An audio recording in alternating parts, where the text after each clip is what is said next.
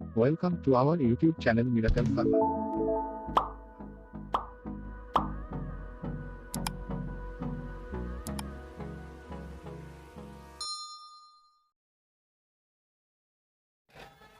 दोस्तों आज बात करेंगे डाइविकोन डीएस टैबलेट के बारे में। इस वीडियो में हम जानेंगे क्या इसके अंदर कंटेंट मौजूद है, कितना इफेक्टिव है एक डायबिटिक पेशेंट के लिए और क्या इसके मेनली यूज होते हैं। तो डाइविकोन डीएस टैबलेट हिमालय फार्मा का एक प्रोडक्ट है जो नेशनल और इंटरनेशनल लेवल से सर्कुलेट किया जाता है और ये एक छोटा सा प्लास्टिक जार होता है। इसके अंदर ये टैबलेट अवेलेबल होती हैं। लगभग 60 टैबलेट इसके अंदर मौजूद हैं और इसका फ़िलहाल प्राइस की बात करें तो 160 रुपये इसका प्राइस है। बात करें इसके अगर मेन कंटेंट की तो इसमें मुख्यतः 3 कंटेंट मौजूद हैं। सबसे पहला कंटेंट है इसके अंदर जिम्नमा या महाश्रृंगी या आम भाषा में जिसको गुड़मार कहा जाता है, और दूसरा इसके अंदर कंटेंट है किन्नूरी जिसे पिताश्रय विजयश्रय के नाम से भी जाना जाता है, और तीसरा कंटेंट है इसके अंदर शिलाजीत। अब बात करें कैसे क्या क्या अवेलेबिलिटी होती है, तो इनकी सबसे पहले बात करें अगर गुड़मार की, तो गुड़मार एक झाड़ी कह लीजिए या एक बेल कह लीजिए, लता ऐसा एक पौधा है। और दूसरा है किन्नू ट्री, तो ये किन्नू का जो है एक पेड़ होता है, बहुत बड़ा विशालकाय पेड़ होता है, लगभग 100 फीट के आसपास इसकी हाइट होती है। और जितने भी भारत के मध्यवर्ती देश हैं, समीप देश हैं, उनमें सब में ये अवेलेबल है और कोई इतना रेयर नहीं है। जो इंग्रेडिएंट मैंने पहला बताया इसमें वो भी, और ये किन्नू ट्री भी। तीसरा है शिलाजीत। शिलाजीत क्या है, वैसे बेसिकली ज़्यादातर लोग शिलाजीत के बारे में कुछ ना कुछ जानकारी जानते ही हैं, चाहे वो गलत हो या सही हो, लेकिन मैं आपको अगर सही वे में बताऊं तो शिलाजीत जो है उच्च पर्वतीय चट्टानों पर पाए जाने वाला एक ऐसा, आप इसको कह लीजिए मेडिसिन तो इसको नहीं बोल सकते, हाँ मेडिसिनल इसके यूज हो सकते हैं। तो ये एक जो है इम्यून बूस्टर है या एनर्जी बूस्टर कह सकते हैं आप इसको, एज ए एंटीऑक्सीडेंट भी इसका लोग प्रयोग करते हैं और ये बहुत ताकतवर चीज़ है। अगर बात करें इसकी अवेबिलिटी की तो ये ऐसा किताबों में सुना है, पढ़ा जाता है, हकीकत में मैंने इसको देखा नहीं है जहाँ से ये बनता है। तो ऐसा पढ़ा सुना है कि ये जितने भी छोटे या कुछ ऐसे पौधे होते हैं जो सूक्ष्म पौधे कहलाएं या पत्थर के अंदर या आसपास उगते हैं, उनके डिकम्पोजिशन के मतलब विघटन से, लंबे टाइम में विघटन होने से ये जो है उत्पाद के रूप में मिलता है, और कुछ लोग इसे पत्थर का आंसू भी कहते हैं।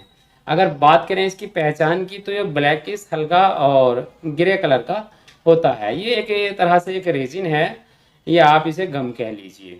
तो ये कर ली मैंने इसके इंग्रेडिएंट की बात। अब करें इसके मेन फैक्टर पे, तो ये कैसे वर्क करते हैं। तो ये कुल मिला के जैसे कि मैंने बताया शिलाजीत ये एक इम्यून बूस्टर है या एक एनर्जी बूस्टर, और दूसरे दोनों जो हैं इसमें ये जो है शुगर को कंट्रोल करने का काम करते हैं, मतलब कि मेटाबॉलिज्म में हेल्प करते हैं। अब मेटाबॉलिज्म में हेल्प करने के लिए मेन चीज़, अब ये जो कुछ मेडिकल स्टूडेंट इस बात को समझ पा रहे होंगे कि 2 तरह की स्त्रावी ग्रंथि होती हैं, एक तो अंतःस्त्रावी एक बाह्य स्त्रावी, मतलब इंडोक्राइन ग्लैंड और एक्सोक्राइन ग्लैंड। तो ये जो है जो इंडोक्राइन ग्लैंड होती हैं, जैसे थायराइड ग्लैंड हुई, पिट्यूटरी ग्लैंड हुई, एडिनल ग्लैंड हुई और टेस्टिज हुए, ओवरी हुए, ये जो है डक्टलेस ग्लैंड कहलाती हैं, मतलब इंडोक्राइन ग्लैंड। और एक्सोक्राइन ग्लैंड जिनको जो डक्ट रखती हैं या हैविंग ए डक्ट, तो वो जो है जैसे कि कह लीजिए आप पैनक्रियाज कह लीजिए या सलाइवरी ग्लैंड कह लीजिए, और या जितनी भी गैस्ट्रिक ग्लैंड हैं वो सारी इसी के अंदर आते हैं एक्सोक्राइन के। वैसे अगर इसकी बात करें जो डायबिटीज है, तो ये एक ऐसी ग्रंथि है जो दोनों को काम करती है, एक्सोक्राइन का भी काम करती है कहीं ना कहीं और इंडोक्राइन का भी काम करती है। मतलब हम जो मतलब प्रैक्टिशनर या डॉक्टर जो जिस नज़रिए से हम देखते हैं, तो ये दोनों तरह के वर्क में, मतलब एंजाइम जूस भी सीक्रेट करती है और हार्मोन भी सीक्रेट करती है। तो पेनक्रियाज जो है एक पेट के पास, पेट सारे को नहीं बोलते अपनी भाषा में, पेट जो है स्टमक एक पार्ट होता है इसका। तो एब्डोमिनल के ऊपर साइड में और यहाँ जो हमारी स्मॉल इंटेस्टाइन होती है उसके आसपास में ये जो है, यहाँ जो है आप कैमरे में देख पा रहे हो तो जो है सिचुएटेड होती है। ये एक ऐसे उंगली नुमा ऐसे कह लीजिए मोड़ के, तो ये इस टाइप की एक स्ट्रक्चर होती है इस तरह से। तो ये है भाई, इसका मेनली काम जो है प्रोडक्शन करना होता है इंसुलिन का और कंट्रोल करना होता है ब्लड शुगर लेवल के। वैसे अगर बात करें अगर डायबिटीज़ की, डायबिटीज़ खुद में कोई वो कोई बीमारी नहीं है, ये एक शब्द है डायबिटीज़। इसका मतलब होता है लार्ज यूरिन पास वॉल्यूम, मतलब कि वॉल्यूम का ज़्यादा मात्रा में यूरिन पास होने को डायबिटीज़ कहा जाता है। और मेलाइटिस की बात करें तो मेलाइटिस का ग्रीक लैंग्वेज में मतलब होता है स्वीट्स, मतलब मीठा। अगर शुगर की ज़्यादा मात्रा पेशाब के अंदर जा रही है तो उसको डायबिटीज़ मेलाइटिस कहते हैं। अब बात कर लें कैसे होती है, अगर मेन कॉज की बात करें जैसे मैंने बताया तो ये हाइपो सिक्रेशन ऑफ इंसुलिन, मतलब हाइपो का मतलब है कम, सिक्रेशन माने सिक्रेट होना, तो कम जब स्त्राव होता है इंसुलिन का तब इस बीमारी को कहा जाता है। मेन जो जिम्मेदार हैं तो लैंगरहैंस और इजलैंड सेल्स इसकी जो है, बीटा सेल्स जो है इसकी जिम्मेदार होती हैं। अब बात कर लें कितने टाइप की हैं, तो वैसे आइडेंटिफाई करने में जो आया है जनरली तो वो दो तरह की डायबिटीज़ होती है, टाइप 1 और टाइप 2। अब मैं अगर ज़्यादा डीपली आपको बताऊं तो सब आपके सर के ऊपर से उतर जाएगा। मैं आपको जनरल जानकारी के लिए बता दूं, एक तो होती है मैच्योर टाइप और एक तो juvenile type. Juvenile onset type और मैच्योरिटी वनसाइड टाइप। अगर किसी को 40 साल के बाद या 35-30 के बाद अगर कोई डायबिटीज़ की शिकायत मिलती है तो जो वो मैच्योरिटी वनसेट टाइप कहलाती है। और दूसरी होती है जुवेनाइल वनसेट टाइप जो लगभग 20 या 15 ईयर से पहले होती है या जन्मजात होती है, उसको बोलते हैं जुवेनाइल वनसेट टाइप। अब बात कर ले क्या इसके सिम्टम्स एक डॉक्टर को जो है समझने चाहिए और क्या होता है। देखो हाइपोयूरिया भी हो सकती है किसी को। सबसे मेन बात करें तो अगर कोई उसका घाव या कटा फटा है तो उसे हील होने में बहुत लंबा समय लगता है। ये डायबिटीज़ के कुछ मेजर लक्षण हैं। अगर बात करें अगर उसकी डेली लाइफ पे क्या इफेक्ट पड़ता है तो उसका मुंह, जीभ और गला सूखने सा महसूस होता है, रूखा रूखा लगता है। दूसरी बात यह है वो कितना भी एनर्जी फूड खा ले उसके बाद कुछ ना कुछ टाइम, थोड़े टाइम के बाद उसे भूख महसूस होती है और लो एनर्जी फील करता है। क्योंकि मेन चीज़ जो है हमारी बॉडी के अंदर वो शुगर ही है जो एनर्जी प्रोवाइड करती है। ये एक अलग बात है एटीपी कैसे काम करती है, डिनो ट्राइफॉस्फेट, माइटोकॉन्ड्रिया कैसे, पावर हाउस सेल कैसे कहलाती है माइटोकॉन्ड्रिया, ये एक अलग टॉपिक हो गया। मैंने आपको जनरली बता दी ऑक्सीडेशन होने से ही शुगर का जो है हमारी बॉडी को एनर्जी मिलती है। अब और भी बहुत सारे फैक्टर होते हैं लेकिन आप इसे फोर्ड को कह रही जो ईंधन जो है इसका बस यही है ऑक्सीडेशन। तो इसमें क्या होता है ब्लड का शुगर लेवल बढ़ जाता है।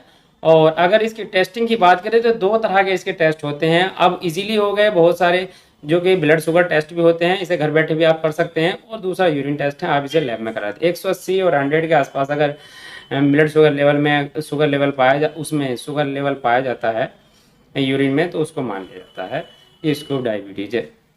कुछ अगर ये भ्रांति भी है, इन मशीनों के चक्कर में, इन टेस्टों के चक्कर में ना पड़े, क्योंकि आजकल की मेडिसिन कंपनियां एक गेम खेल रही हैं पेशेंट के साथ कि अगर हम कम से कम अगर शुगर का मतलब पैमाना रख दें, फिक्स कर दें, तो हमारी ज़्यादा से ज़्यादा डायबिटीज़ की दवाइयाँ बिकनी शुरू हो जाएंगी। ये भी एक कड़वा सच है जो मैंने आपको बताया। वैसे कोई ऑन कैमरा बताता नहीं है इस चीज़ को।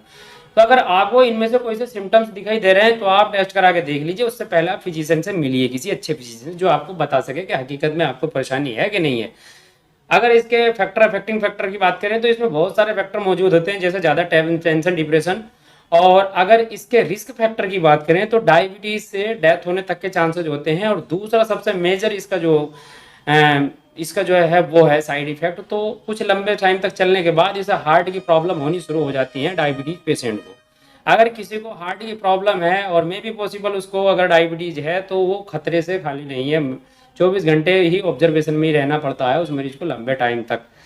अगर किसी पेशेंट को डायबिटीज़ है तो उसके ज़्यादा से ज़्यादा चांसेज होते हैं कि वो दिल का मरीज भी आने वाले टाइम में हो सकता है। तो इसलिए इसको थोड़ा सा, अब इसको कैसे कंट्रोल करें, कुछ मेडिसिन भी आती हैं। मैं आपको बता दूं इसे क्लियर ठीक करने के लिए अभी तक कोई भी दवाई अवेलेबल नहीं है। हाँ, हालांकि रिसर्च जारी है और कुछ साइंटिस्ट इस पर वर्क कर रहे हैं। आप भी अगर कोई मेडिकल स्टूडेंट है तो इसको अपना रिसर्च टॉपिक बना सकते हैं।